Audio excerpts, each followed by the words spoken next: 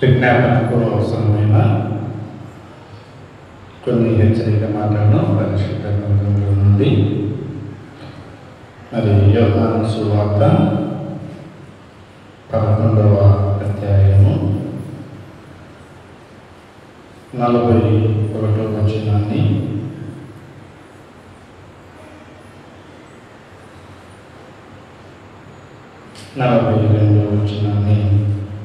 దేవుని వాక్యాన్ని మనం చదువుకుందాం. యోహాను సువార్త 11వ అధ్యాయము 41-42 వచనాలు దేవుని వాక్యాన్ని చదువుకుందాం. అంతటా వారు ఆ రాయి తీసివేసి యేసు కన్నులెత్తి పైకెత్తి, తండ్రి, నీవు నా మనవి వినినందున నీకు కృతజ్ఞతాస్తుతులు చెల్లించుతున్నాను. నీవు ఎల్లప్పుడూ నా మనవి వినుచున్నావని నేను ఎరుగుదును. కానీ నీవు నన్ను పంపితివని చుట్టూ నిలిచి ఉన్న ఈ జనసమూహం నమ్మునట్లు వారి నిమిత్తము ఈ మాటలు చెప్పి నేను ప్రార్థన చేసుకున్నాం. ప్రార్థనకు సహాయకంగా మహాగణుడు మహోన్నతమైన తండ్రి, కృప కలిగిన దేవ, నీ పాదాలకు స్తోత్రం చెల్లిస్తున్నాను. ఆయన చిన్ని మంద భయపడకుడి, పరలోక రాజ్యమును స్వతంత్రించుకోమని మీరు చెప్పిన ప్రకారంగా నీ ఆజ్ఞకు మేము లోబడి నీవు వారంలో నియమించే ప్రతి కుటుంబము నైనా మేమందరము చేరువచ్చి నైనా నశించిపోతున్న ఆత్మరక్షణ కొరకు సోమవారం ప్రార్థన చేయడం, అలాగనే బుధవారం బైబిల్ తరగతికి మరి దినం విజ్ఞాపన కొడుకు ప్రభా, నీవు ప్రేమించిన నీ కుటుంబాలు నైనా నీ మనసు కలిగిన నీ పిల్లలనైనా మనందరినీ ప్రభా, నీ మందిర వర్ణంలో మమ్మల్ని సమకూర్చినందుకు నీ పాదాలకు స్తోత్రాలు చెల్లిస్తున్నాను.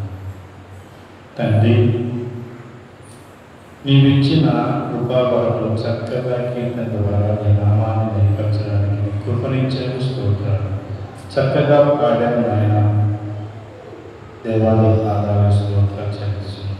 మా ఆత్మలను గౌరవించి నాయన సంఘ క్షేమాభివృద్ధి నిమిత్తం కొరకు, మా కుటుంబంలో ప్రతి అవసరం నిమిత్తం కొరకు, నశించుకుపోతున్న ఆత్మల సువార్తను ప్రకటించడానికి, అధికారుల కొరకు, ప్రధాన కొరకు, మనుషులందరి కొరకు ప్రార్థించడానికి, నాయన మా యొక్క భక్తి జీవితంలో మేము జీవించడానికి అవసరమైన రీతిలో తండ్రి నీ కృపతో నీ మాటలతో మమ్మల్ని నిలిపి బలపరచాలని కోరుకుంటున్నాను. తండ్రి, నిలబడిన మీ దాసుని మీ ఆత్మతో నింపి కృప చక్కగా నైనా ప్రతి మాట నైనా మా అందరి హృదయాలలో నిలిచి ఫలించే విధంగా నీ కృపతో మమ్మల్ని నడిపించమని, చదివిన లేఖన భాగంలో దీవించమని కోరుకుంటూ, రక్షకుడైన క్రీస్తు యేసు ఉన్నతమైన దీవులమై యేసయ్య పేరట ప్రార్థించి వేడుకొంచున్నాం మా పరలోక తండ్రి. ఆమేన్.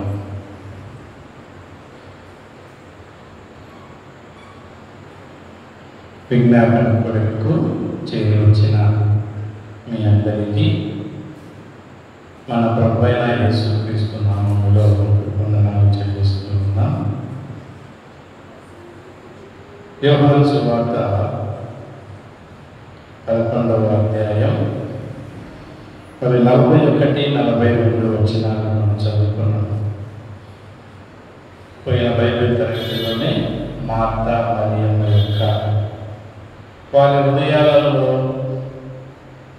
ఏ ఆలోచనలు కలిగి ఉన్నాయో ఆలోచనను వారి నిర్ణయాలను మరి దేవుడు స్పష్టంగా మన ఎదుట నిలిపి చక్కగా మనం సరి చేసుకోవడానికి మార్త హృదయం ఎలా ఉంది, మరియా హృదయం ఎలా ఉంది, నా హృదయం ఎలా ఉంటుంది, మీ హృదయాలు ఎలా ఉంటున్నాయో ఒకరు సరి చేసుకొని ఒకరు విమర్శించుకొని ప్రభు దృష్టికి కనులుగాను యోగ్యులుగాను నమ్మకమైన వారంగాను దేవుడు ఇచ్చిన పని ఆసక్తితో ముందుకు కొనసాగించేవారుగా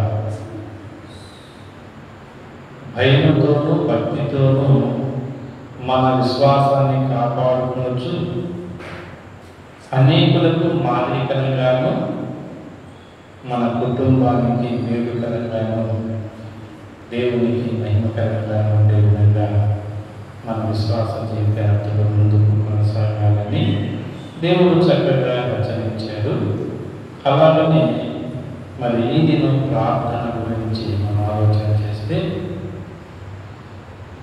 యేసుక్రీస్తు ప్రభువారు ప్రార్థన చేస్తున్నారు. ఈ ప్రార్థన ప్రాముఖ్యమైనది ఏంటి అని మనం ఆలోచన చేస్తే చనిపోయిన లాజరును తిరిగి బ్రతికించడం, లేకపోతే మృతులలో నుండి లేపిన లాజరు, మృతులలో నుండి లేపిన అంటే మృతులలో అంటే మరణములో ఉన్న లాజరుని యేసుక్రీస్తు ప్రభువారు జీవమును అనుగ్రహించారు అనే సంగతిని గురించి ఆయన ప్రార్థన ఎలా చేశాడో, మనం ఎలా ప్రార్థన చేయాలో దేవుడు మనకు స్పష్టంగా తెలియజేస్తూ ఉన్నారు. మనం చదువుకున్న లేఖన భాగములలో మనం చూస్తే 3 అంశాలు ఇక్కడ దేవుడు చక్కగా తెలియజేస్తున్నారు. 3 అంశాలు. ప్రార్థన చేసే ముందు మనం ఏం చేయాలి అనే దాని గురించి దేవుడు తెలియజేస్తున్నాడు. మనం ప్రార్థన చేయాలి అనుకున్నప్పుడు ఏ విషయం గురించి ప్రార్థన చేయాలి, ఏ సమస్య గురించి ప్రార్థన చేయాలి, ఏ ఇబ్బంది గురించి ప్రార్థన చేయాలి, ముందు నిర్ణయించుకోవాలి. ఏం చేయాలి? నిర్ణయించుకోవాలి. ఏ అంశం మీద మనం ప్రార్థన చేస్తున్నామో ఆ అంశం గురించి ముందు మనము నిర్ణయం తీసుకోవాలి. అదే యేసు ప్రభువు తెలియజేస్తున్నాడు. ప్రార్థనలో మన హృదయాలను మన ఆత్మను దేవుని సన్నిధానంలో కుమ్మరించినప్పుడు ఏం చేయాలి? దేవా, ఈ ప్రార్థనకు నన్ను నడిపించినందుకు, ప్రార్థన చేయడానికి నా నిర్ణయాన్ని నీ సన్నిధిలోనికి వేడుకోవడానికి, లేకపోతే నా ప్రార్థన మీరు ఆలకించారని నమ్మి నీకు కృతజ్ఞతాస్తుతులను చెల్లిస్తున్నాను. మొదటిగా ఏం చేయాలి? మన నిర్ణయాన్ని బట్టి మనం ఏది వేడుకుంటున్నామో, ఏది ప్రార్థన చేస్తున్నామో వాటి గురించి దేవునికి కృతజ్ఞతాస్తుతులను చెల్లించాలి. రెండో చూడండి ఏమంటున్నాడు? నీవు ఎల్లప్పుడూ నా మనవి వినుచున్నావని నేను ఎరుగుదును అంటున్నాను. నీవు ఎల్లప్పుడూ నా ప్రార్థన ఆలకిస్తున్నావు, అంగీకరిస్తున్నావు, కాబట్టి నేను ఎరిగి ఉన్నాను, నాకు తెలుసు. అంటే మనం ఏమి ప్రార్థన చేస్తామో ఆ ప్రార్థన దేవుడు ఎలా వింటాడో, నేను చేసిన ప్రార్థన న్యాయమైనది, దేవునికి అనుకూలమైనది, నాకు నష్టం లేకోకుండా ఉన్నది అని నమ్మి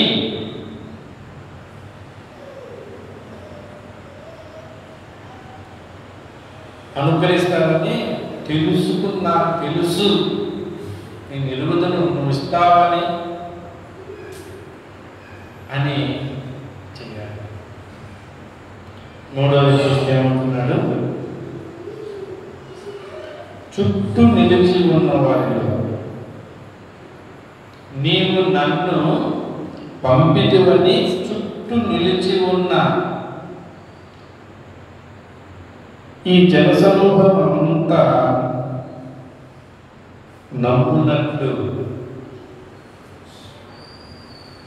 ఈ జనసమూహం అంతా నమ్మునట్లు ప్రార్థన చేయాలి. యేసు ప్రభు వారు ఇలా ప్రార్థన చేస్తున్నారు. ఏమని ప్రార్థన చేస్తున్నారు? యేసు ప్రభు ప్రార్థన చేస్తున్నాడు. కన్నీరు విడిచి లాజరు చనిపోయి ఉన్నాడు, చనిపోయిన లాజరు నిమిత్తము తన నిర్ణయం ఏమై ఉన్నదో లాజరును బ్రతికించాలి. చనిపోయిన దేహములో నుండి ప్రాణము వెళ్ళిపోయిన లాజరును తిరిగి పోయిన ప్రాణాన్ని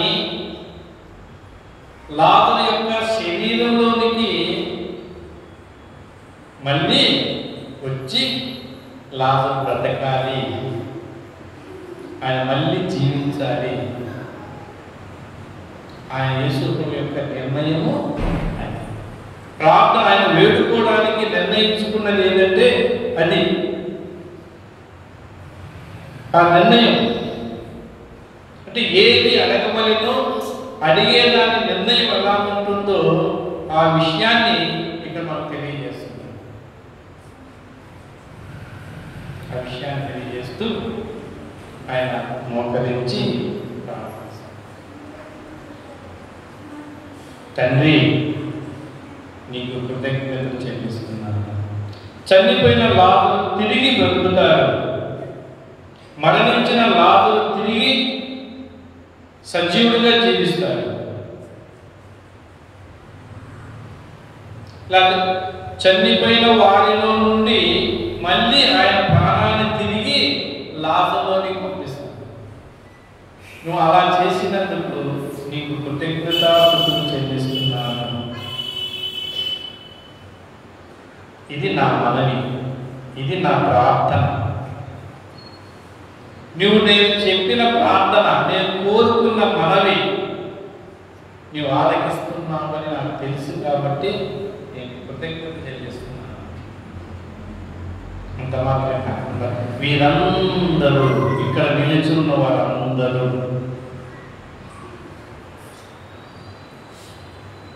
వీరందరూ నమ్మునట్లు, వీరందరూ నమ్మునట్లు అంటే వీరందరూ విశ్వసించినట్లుగా, వీరందరూ నా నిర్ణయానికి లోబడే విధంగా, నేను అడిగే ప్రతి విషయాన్ని మీరు నమ్మాలి, నమ్మే విధంగా నీ కార్యం జరిగించు అని యేసు ప్రభువు ప్రార్థన చేస్తున్నారు. మరి నీవు నేను మనమందరము ప్రార్థనకు వచ్చిన్నాం. మనము ప్రార్థనకు వచ్చాం. ప్రార్థన అనేది దేవుని సన్నిధానంలో అడగడం. ఏం అడగడానికి వచ్చాను? మన నిర్ణయం ఏంటి? ఒక నిర్ణయానికి వచ్చాను. నిర్ణయం కట్టి అర్థం ఏంటి? ఒక నిర్ణయం మనం అడగడానికి వచ్చే ఒక నిర్ణయం ఏంటి? ఆ నిర్ణయం వేరైన మనసు, వేరైన మనుషులు, వేరైన మనసు, వేరైన దేహాలు, వేరైన మోకాలు దేవుని సన్నిధిని నడవడానికి ఏమైనాయి? ఏకమైనాయి, ఒక్కటైనాయి. ఒక్క మనసు, ఒక్క దేహం, ఒక్క మోకాలు. మనకు కావాల్సింది ఆయన పరిశుద్ధ ఆలయంలోనికి వచ్చి మనసులు కలయకపోతే ప్రార్థన చెయ్యాలి.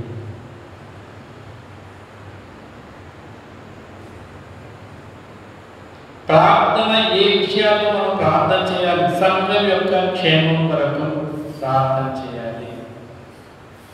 నశించిపోతున్న శివపుర గ్రామంలో సువార్త ప్రకటించడానికి ప్రార్థన చేయాలి.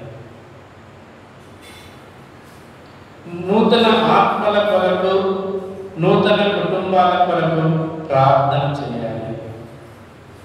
అలాగనే సంఘములో ఉన్న రక్షణ లేని వారి నిమిత్తం కొరకు ప్రార్థన చేయాలి. అంటే దేవునికి దూరస్తులుగా జీవిస్తున్న వారిని, దేవుని ఉగ్రత మీద నిలిచి ఉన్న వారిని రక్షించడానికి, దేవుని ప్రేమ పొందడానికి, దేవుని కృపను కోరుకునేదానికి, దేవుడిచ్చిన రక్షణ పాత్ర చేతపుచ్చుకొని పరిశుద్ధుల సవాసంలో చేరి దేవుని ఆరాధించడానికి, ఆయన పరిశుద్ధ సన్నిధికి వచ్చే విధంగా వారి నిమిత్తం కొరకు ప్రార్థించడానికి మన నిర్ణయం అంతా ఎలా ఉండాలి? ఒక్క నిర్ణయం.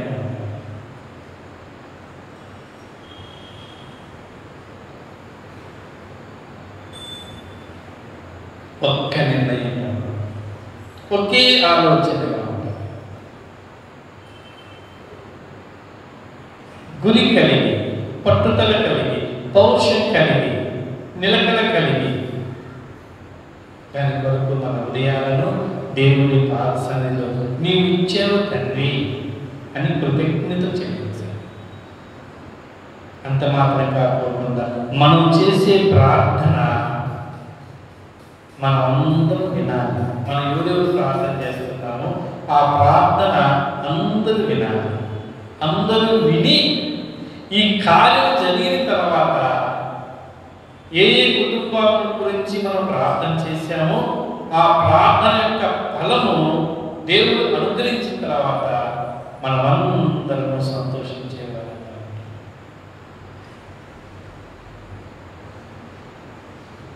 ప్రార్థన యొక్క ముందు మన మనసు ఏమి అడగవలనో అడగవలసిన దాని నిర్ణయాన్ని మనమందరం ఏకీవించాలి. లేకపోతే ప్రార్థన దేవుడు వినడు. మన ప్రార్థన ఒకరికి అర్థం కాదు, కార్యం జరగదు.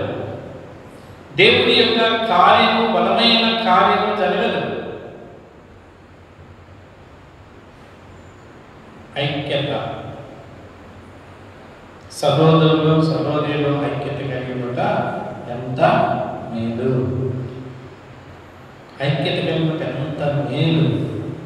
అది ఎంతో మనోహరం, ఎంతో దానికి విలువ లేదు, దాన్ని వివరించినట్టు లేదు. ఆ మనోహరం అంటే అంత సంతోషం, ఉల్లాసం, మనసుకు దేహానికి ఎంతో ఉల్లాసం.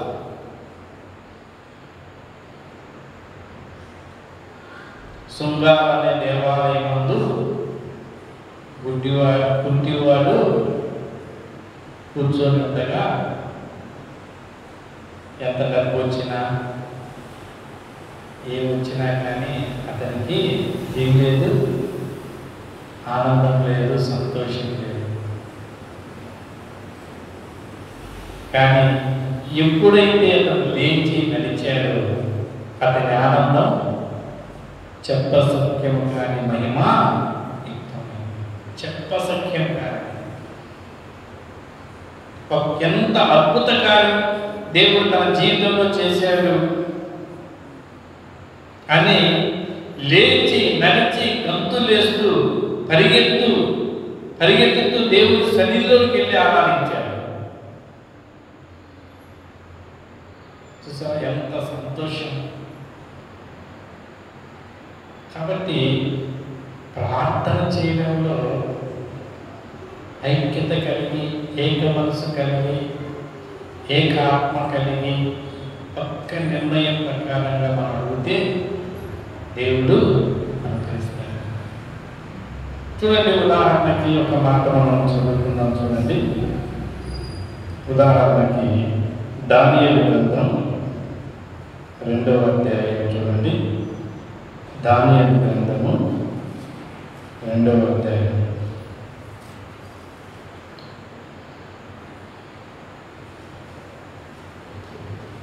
మొదటి వచనము, అలాగనే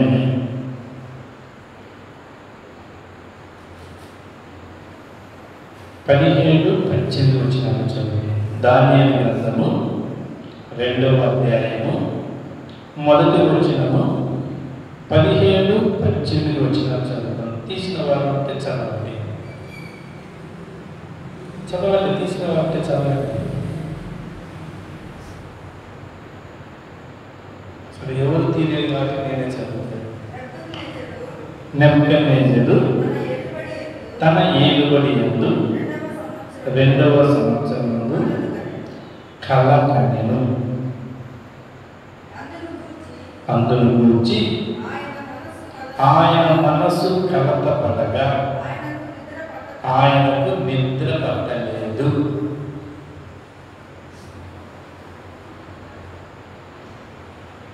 పదిహేడు వచ్చిన చదవండి. 17-18 17-18.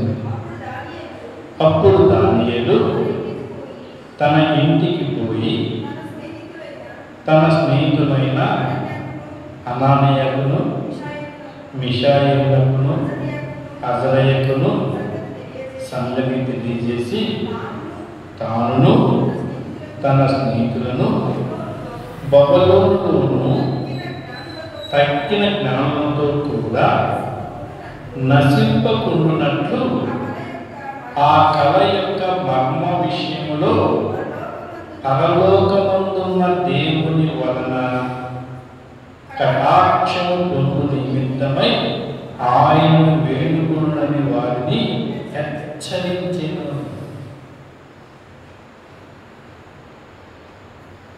రాజు కల కన్నాడు, నిద్ర పట్టలేదు.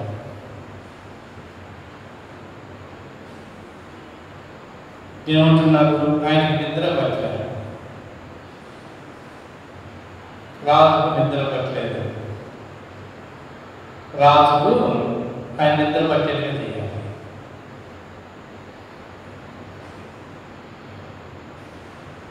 రాజుకు నిద్ర పట్టకపోతే ఎందుకు అయినా నిద్ర పట్టలేదు? మనస్సు కలత చెందుతా ఉంది, అందుకు నిద్ర పట్టలేదు. ఎందుకు నిద్ర పట్టలేదంటే మనస్సు కలత చెందుతుంది. అతనికి వచ్చిన కళను బట్టి అతనికి నిద్ర పట్టడం లేదు.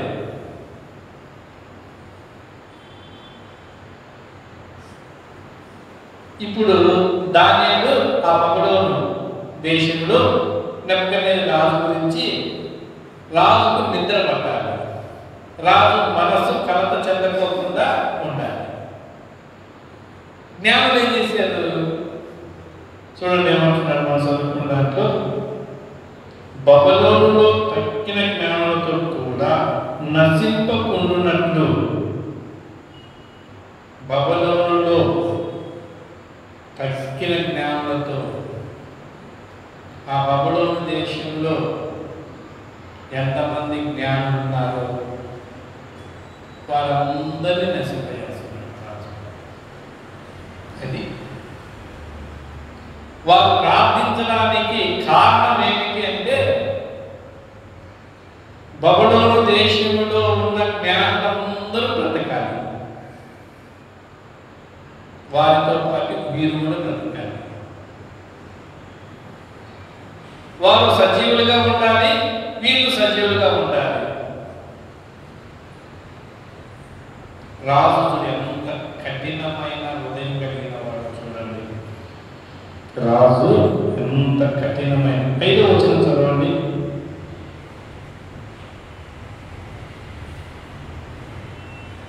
5వ వచనం. రాజు నేను దాన్ని మర్చిపోతుంది, కలను దాని భావమును మీరు తెలియజేయనివలా మీరు తుత్తునీయులుగా చేయబడుదురు, మీ ఇండ్లు పెంట కుప్పగా చేయబడును. ఎంత కోపమో చూడండి రాజు. ఎవరు పిలిచారు? పైన వచ్చిందో చూడండి ఏమంటున్నారు. కాగా ఆ రాజు తాను కలిగిన కలను తనకు తెలియచేయుటకై శకునగాళ్లను, గారని విద్య గల వారిని, యాంత్రికులను, మాంత్రికులను, కల్దీయులను విలువనందుడై ఆత్మీయగా వారందరూ వచ్చి రాజు సమూహమునకు నిలిచి, నేను కల కన్నా నచ్చితే చెప్పకపోతే చూడండి రాజు యొక్క ఆలోచన, చెబితే బహుమతి ఇస్తాడు, మీరు కోరింది ఇస్తాడు. మనసు కలపడదు, నాకు నిద్ర పట్టాలి, నేను మనోవాక్యలో ఉండదు, దుఃఖపడకూడదు. ఆ కళ ఏమిటో నాకు చెప్పాలి. ఆ కళ ఇప్పుడు నా మనసులో తిరుగుతూ ఉంది, నా మనసుని ఏం చేయాలి? స్థిరపరచాలి. ఆ కళ నుండి నాకు విముక్తి కలగాలి. నేను కలిగిన కళ నుండి నాకు అది మేలుగా కీలుగా ఏంటో నాకు అర్థం కావట్లేదు. కాబట్టి మీరందరూ కాబట్టి నా రాజ్యంలో ఉన్నారు కాబట్టి నేను మిమ్మల్ని అందరూ సాగుతున్నాను. ఎవరెవరు సాగుతున్నారు? వీళ్ళందరినీ, కుటుంబాలందరినీ. ఒక కుటుంబానికి ఎంతమంది చేసుకోవచ్చు? సుమారుగా ఒక కుటుంబం ఎంతమంది? 5 మంది, 4.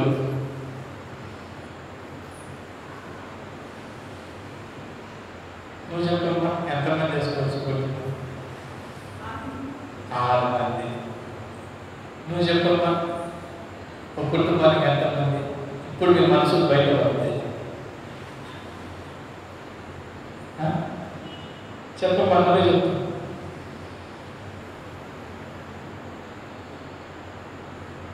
ఒక కుటుంబానికి భార్య భర్తలు 2,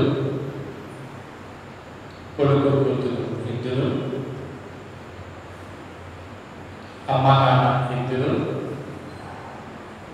అత్త మామ 2, మొత్తం 8 మంది. 8 మంది. ఇంకా ఏదైనా పెళ్లి కాకుండా ఉంటే ఇంకా ఒకరిని 2 చేర్చుకోవచ్చు. తమ్ముడైనా కానీ చెల్లెలైనా కానీ చేర్చుకోవచ్చు. మొత్తానికి ఎంతైనా కానీ ఇప్పుడున్న బడ్జెట్ ప్రకారం వస్తే అత్త మామూలు అమ్మలు గురించిన 4 మాత్రం ఉంటారు. ఈ 4 కూడా అంటే మిగతా 30 కూడా చూడండి ఎంత ఎలా చేస్తారు. తుత్తులుగా చేస్తే ముక్కలుగా చేస్తారు. నా రాజ్యంలో మీరు ఉండి నేను చెప్పిన కళ మీరు చెప్పలేకపోయారు, మీకు ఎందుకు నేను కోరిక పెట్టాలి? నేను ఎందుకు మీకు వసతులు ఇవ్వాలి? నేను ఎందుకు మిమ్మల్ని అన్ని విధాలు పోషించాలి? నాకు ఉపయోగం లేనప్పుడు మీరు ఎందుకు నా పని చేయలేనప్పుడు ఎందుకు మీరు నాకు ఉపయోగం లేని వారు ఎందుకు మీరు? చూడండి ఎంత గట్టిగా చెప్తున్నాడు రాజు. మన దేవుడు కూడా నాకు ప్రశ్న వేస్తున్నాను, నా పని చేయడానికి ఎందుకు? ఎందుకు? మీ వల్ల నాకేంటి ఉపయోగం? నాకు ఖర్చేగా దేవుడికి ఖర్చేగా. దేవుడి ప్రేమ మనం పొందుతున్నాం, పొందనట్టుగా ఉంటున్నాం. దేవుడి కృపను పొందుతున్నాం, పొందనట్టుగా ఉంటున్నాం. దేవుడి భద్రతను పొందుతున్నాం, పొందనట్టుగా. దేవుడు మన కంటికి రెప్ప ఎలా భద్రంగా కావాల్సి, కంటిని ఎలా కాపాడుతుందో అంత భద్రంగా కాపాడుతుందో నిన్ను నన్ను మన కుటుంబాలను మనం భద్రంగా కాపాడుతాము.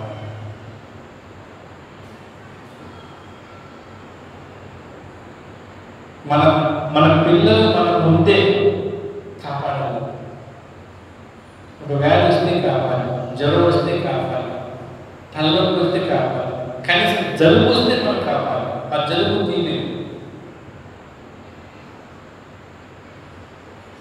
కానీ దేవుడు జలుబు వస్తే మనం గుడ్డ పెట్టుకొస్తాం, ఆయన తన చేతి పట్టుకొని తీసేస్తాం.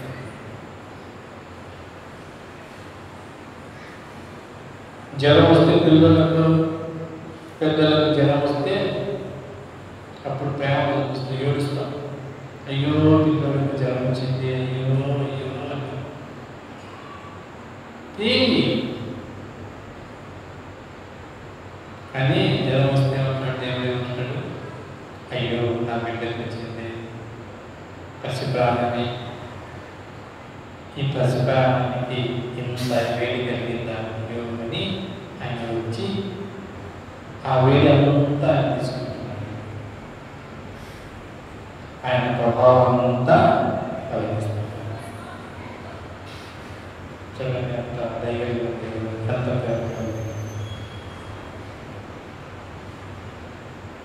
ఇంత ప్రేమ కలిగిన దేవుడు, ఇంత భద్రత కలిగిన దేవుడు మనకు పనిస్తే ఏం చేస్తున్నాం? చేయటం. పనిలో నిర్లక్ష్యం, పనిలో విశ్వాసం, నిర్విశ్వాసం, ఇచ్చిన పనిని అల్పంగా ఎంచుకున్నాం, దేవుని శక్తిని తునీకరిస్తున్నాం, దేవుని ప్రేమను దూషిస్తున్నాం, దేవుని ఆశ్చర్యమైన క్రియలను చూచి నమ్మలేము. అంతవరకే. ఇంతటోళ్ళు ఎందుకు దేవుడు ప్రశ్నిస్తే ఉంటాయో మనం చెప్పండి. మనం ఇలా సంఘంలోకి వస్తామా? నీ వల్ల నాకు ఏంటి ఉపయోగం?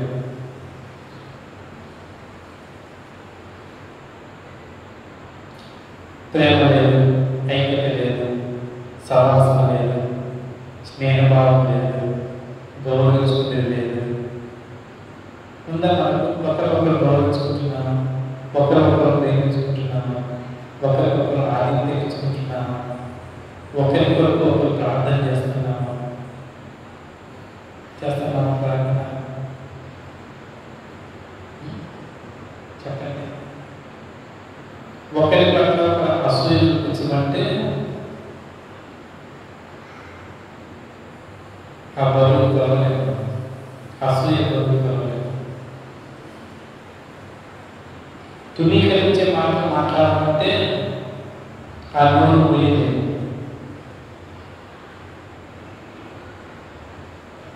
విమర్శించే నోరు పోయలేదు.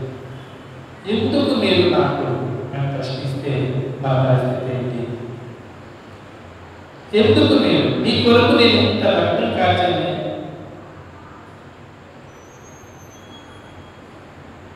దూతలు, శరీరులు, కిరీటులు ఆయన తేజో మహిమను చూడలేక కళ్ళు కప్పుకొని ఆయన స్తుతిస్తున్నారు. పరిశుద్ధుడైన దేవా,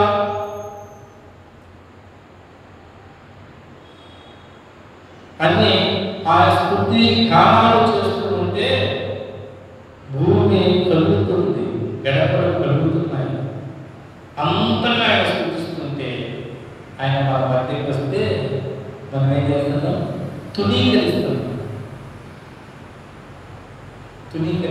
తునీకరిస్తున్నాం, హేళన చేస్తున్నాం, అవమానపరుస్తున్నాం, నిందిస్తున్నాం.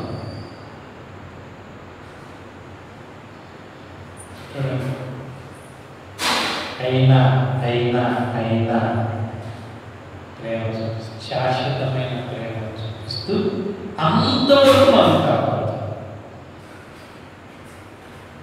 ప్రార్థన తండ్రి వీరిని కాపాడు, దుష్టు నుండి కాపాడు, దుష్టత్వం నుండి కాపాడు. వారు నీ వారు, నీ కొరకు నువ్వు ఏర్పాటు చేసుకున్న నీ వారు కాబట్టి నీ వారిని కాపాడు అని ప్రార్థన చేస్తాం. మనం చేయాలి. అందుకని దానియేలు తుత్తు నుండి కాకూడదు. రాజు అన్నాడు, సరే మనం కాకూడదు, రాజు మాట వినాలి. ఆయన రాజ్యంలో మనం ఉన్నాం కాబట్టి వినాలి.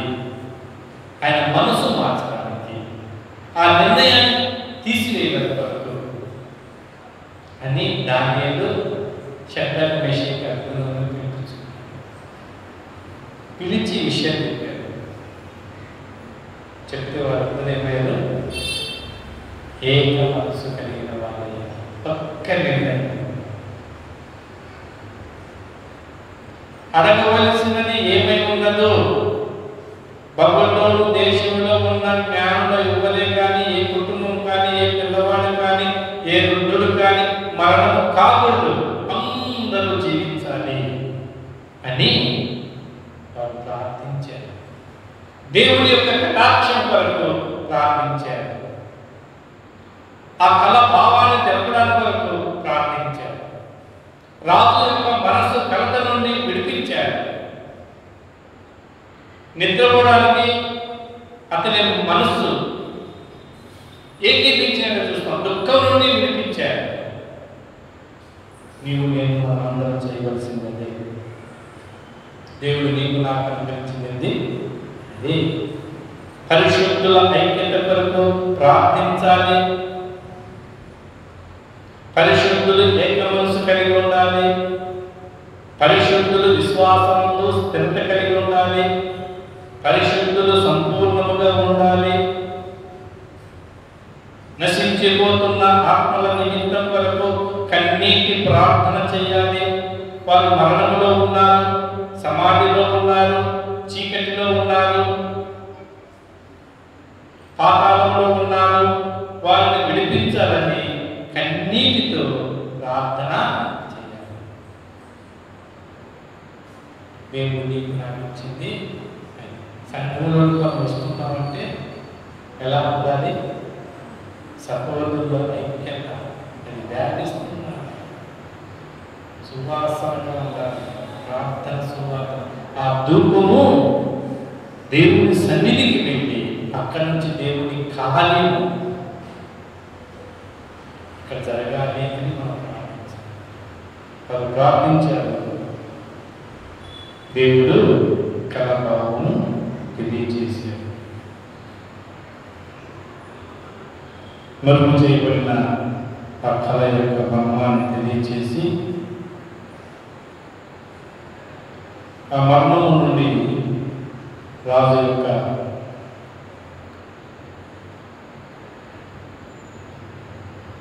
జరగబోయే సంగతుల గురించి చక్కగా ఆయన వివరించి చెప్పారు.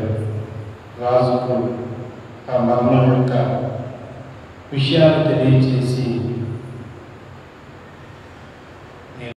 స్థిరపరచబడింది కాబట్టి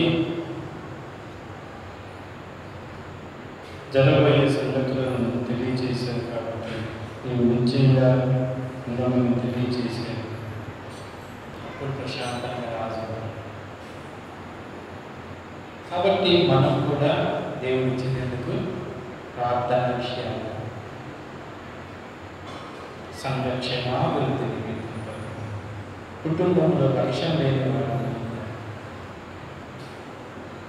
పసిపిల్లల యొక్క హృదయాలు దేవుని సన్నిధానంలో బ్రొక్కే విధంగా నశించుకున్నపోతున్న ఆత్మలంటే వాళ్ళు ఎక్కడున్నారు?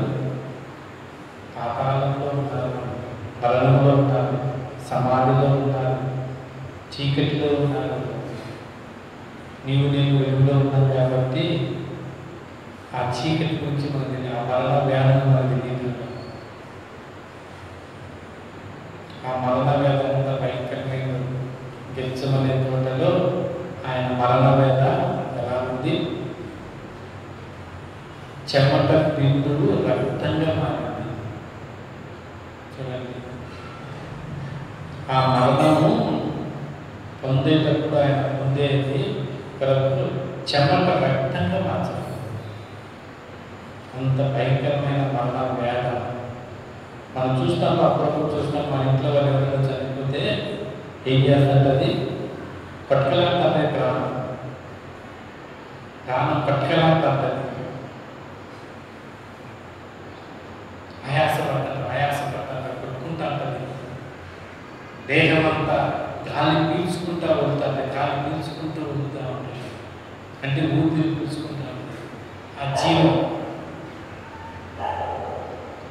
ప్రాణం పోయే క్షణాల్లో ఆ జీవం కొట్టుకుంటూ ఉంటుంది. దేహం నుండి వెళ్ళడం మళ్ళీ రావడం, దేహం నుండి బయటకు వెళ్ళడం మళ్ళీ రావడం. దేవుడు ఆ గడియ రాసినంత వరకు అలాంటి టైంలో అలాంటి గడియలో ఈ ప్రాణం వెళ్ళిపోవాలి అన్నప్పుడు ఈ దేహంలో బయటకు రావాలని ఉంటుంది. మళ్ళీ బయటకు రావాలని వస్తుంది, మళ్ళీ వెళ్ళి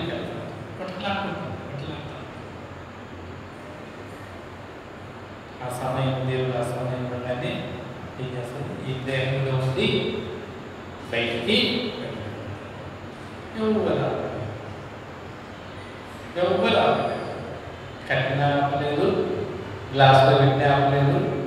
ఈ బిల్డింగ్ మొత్తంలో కట్టి తలుపులన్నీ కిటికీలన్నీ వేసి చీరలతో బంధించిన ఆ గడియ ఎంత భయంకరం, ప్రాణం పోయే గడియ ఎంత భయంకరంగా ఉంటుందంటే అంత పట్టుకలా అంటారు, దేహం పట్టుకలా. వారిని రక్షించడం అంటే ఎంత గొప్ప ధన్యత. వారి నిమిత్తం వరకు నీవు నేను ఏక మనసు కలిగి అయ్యా వారి ప్రాణాలను కాపాడయ్యా ప్రార్థన చేస్తున్నాం అంటే ఎంత కృప దేవుడు నీకు నాకు ఉపయోగించాడు. వారి ప్రాణాలు కాపాడడానికి మనం నిర్ణయించుకుని అంత గొప్పది మన నిర్ణయం. మనమందరూ కలిసి ఒక్క మనసుగా దేవుడు అడుగుతున్నాం, వారి ప్రాణాలను కాపాడు, వారి సమస్య. కాబట్టి మీరు తండ్రి నీకు కృతజ్ఞతలు చెప్పమంటారు. తండ్రి నీకు కృతజ్ఞత. ఎందుకు? నేను అడగవలసిన దాన్ని నువ్వు ఇస్తున్నావు కాబట్టి నీకు కృతజ్ఞత. నువ్వు ఇచ్చావని నేను ముందుగానే ఎదిగినా, నాకు తెలుసు ఇస్తావని. ఎంత విశ్వాసం, ఎంత నమ్మకం. అలాగే చుట్టుపక్కల వారందరూ తెలుసుకున్నారు లేదా? తెలుసుకున్నారు లేదా?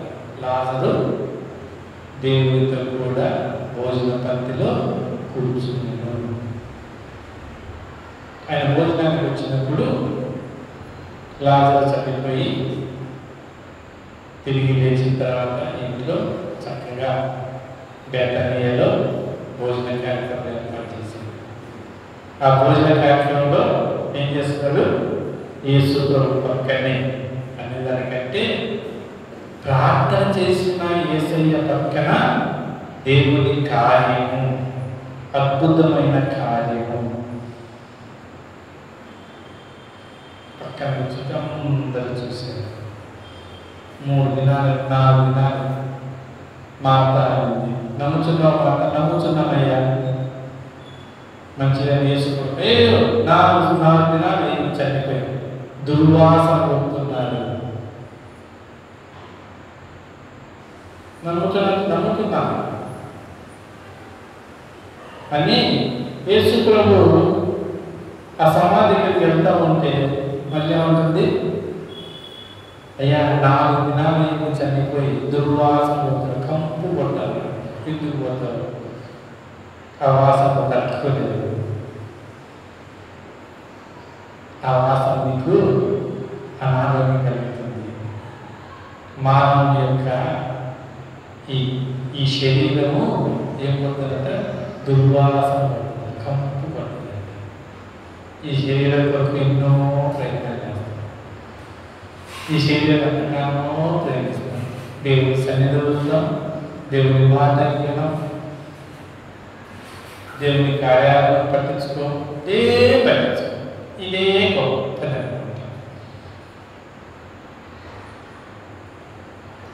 దీని దుర్వాసనలో చూసుకోవాలంటే మనం చిన్న ఏదైనా పిలుసులు లేకపోతే ఇంకా పిలుసు పెట్టి చూపుకుంటారు. ఏంటంటే ఏదైనా అంత కాల్చుకుంటే అప్పుడు అది గాయం కలిగినప్పుడు ఆ గాయంలో నుంచి దుర్వాసన పడుతుంది, చీము పట్టి దేహం అంతా బాగుంటుంది. యాడ దెబ్బ తగిలిందో ఇక్కడ చీము రక్తం పడితే దుర్వాసన పడుతుంది. మరి 4 దినాలలో కుళ్ళిపోయిన శరీరం కానీ దేవుడు తండ్రి యేసుప్రభు, తండ్రి నా మాటను నా వాటిని కృతజ్ఞతలు, నా మాట వింటావు, నేను అడిగేది నువ్వు వింటావు. ఆ నిర్ణయం నా నిర్ణయాన్ని నువ్వు ఏకీపిస్తున్నావు. నేను ఏది అడగాలనుకుంటున్నానో దాన్ని నువ్వు ఇవ్వడానికి సిద్ధంగా ఉంటావు. నీకు కృతజ్ఞతలు చెల్లిస్తున్నాను. అంత మాత్రమే కాదు, వీళ్ళందరూ తెలుసుకోవాలి, వీళ్ళందరూ నమ్మాలి. మన ప్రార్థన అందరూ నమ్మాలి, మన ఇంట్లో వాళ్ళు నమ్మాలి. మన ప్రార్థన మన మనసే, మన ప్రార్థన మన దేహంలో. ఎందుకని ఇష్టం లేకుండా ప్రార్థన, ఐక్యత లేకుండా ప్రార్థన. కాబట్టి అలా కాకుండా దేవుడు మనం ప్రేమించి యేసు ప్రభు ఎలా ప్రార్థించాలో మనకు మార్మికంగా నేర్పిస్తున్నాడు. నువ్వు ఏది ఎదగాలనుకున్నావో ఆ నిర్ణయాన్ని మొదటిగా నీవు ఏకీవించాలి. వ్యక్తిగతంగా అంటే ఏకీవించాలి, కుటుంబపరంగా అంటే కుటుంబంలో ఉన్న వారందరూ ఏకీవించాలి, సంఘంలో సంఘం అంతా ఏకీవించాలి. అప్పుడు ప్రార్థన చేస్తే ఆయన కార్యం గొప్పగా జరిగిస్తాడు. ఆ గొప్ప కార్యం మన భవిష్యత్తుకి ఎంతో ఉన్నతమైన స్థితి. బబులోను దేశంలో షడ్రక్ మేషాకు ప్రధానులయ్యారు.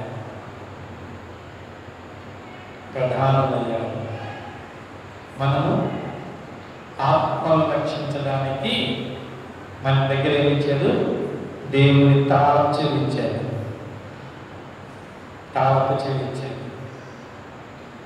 పోవడం, పాతాళాలు పోవడం, తాళం తీసి వాళ్ళ ఆత్మ తీసుకొని దేవుని దగ్గర సంఘం నడిపి అన్న సంఘం నుండి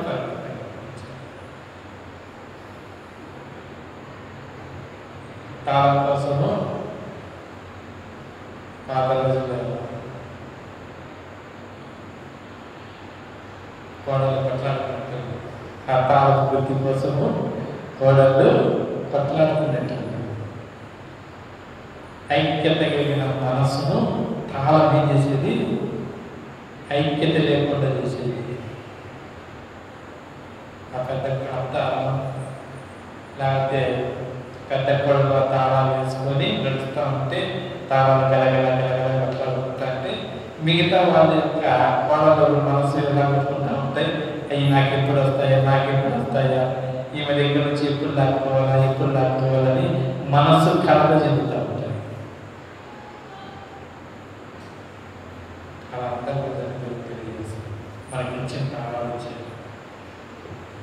నిత్యం తాళం తీయాలి.